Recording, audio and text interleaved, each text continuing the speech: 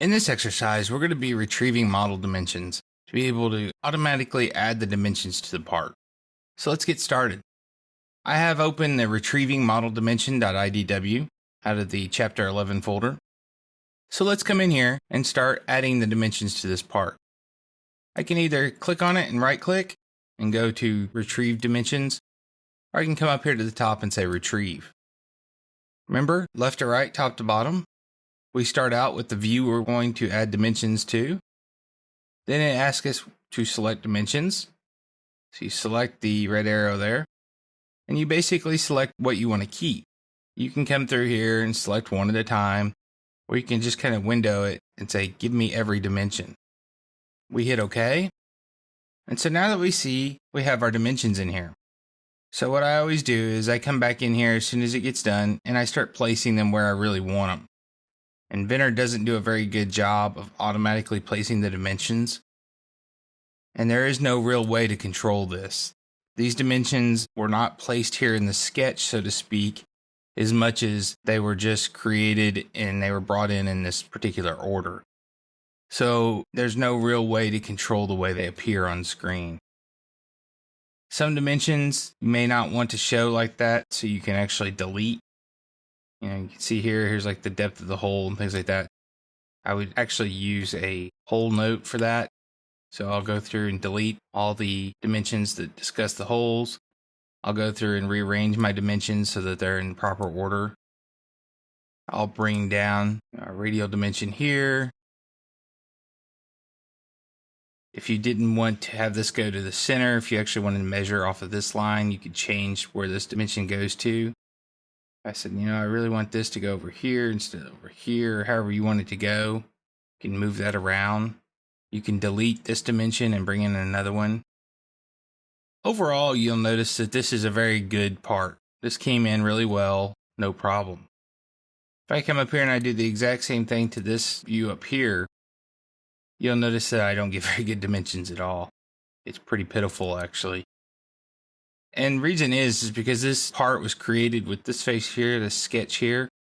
And so you're only really going to get the information that is relevant from the original sketch. So for the most part, it does the best it can, but sometimes it doesn't always do a very good job. You can see there's a few things you can salvage from that. And the same with this view over here. If I come over here and say retrieve, I want to retrieve all of this. It only gives you the one dimension there to keep. So play with this, rearrange your dimensions, bring them in here, and see how it is to delete dimensions, move them around. One of the things you'll notice is, for whatever reason, it drives me crazy. They don't center their dimensions automatically when they retrieve them. So I always like to come in here and bring them back to center. You'll notice Inventor will kind of snap on your center line here of your dimension. And then it'll also snap on this other dimension over here to line things up, because it doesn't do a very good job. So I like to come in here, recenter everything, make it look nice, and get everything kind of where I want it.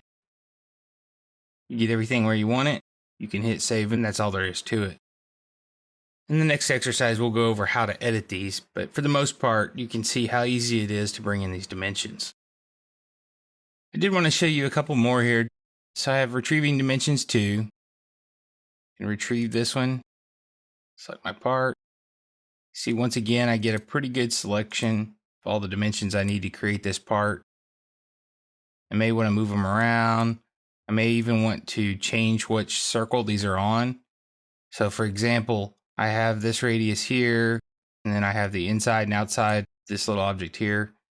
I may want to remove this and have both of these over here. I could have one on one side, one on the other. However you want your style to be. It's not really important for this exercise. See, that came through pretty well, how it did that. But overall, it didn't give us what we need to create it. We still need the overall dimensions of this part. And then one last one I wanted you to do is come in here and retrieve this part here. And you'll notice that you get absolutely nothing hardly. You get this one little lip here, and that's all you get. So I did want to show you that some you'll get everything you need, some you'll get part of what you need, and then some parts you'll get almost nothing.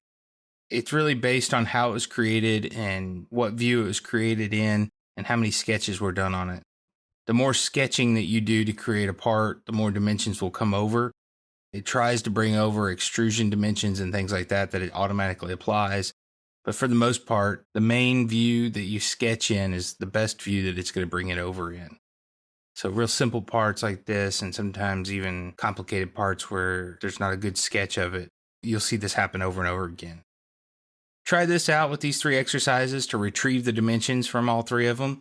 See how many you can retrieve and see how many that you actually can see that you want to use again. Because some of these you'll retrieve and you'll say, oh, I don't even need that dimension, or I don't like where that dimension is dimension 2. So you'll be able to go back and forth and delete some of them, move some of them, and then see where you need to add dimensions that we'll go over here in just a little bit.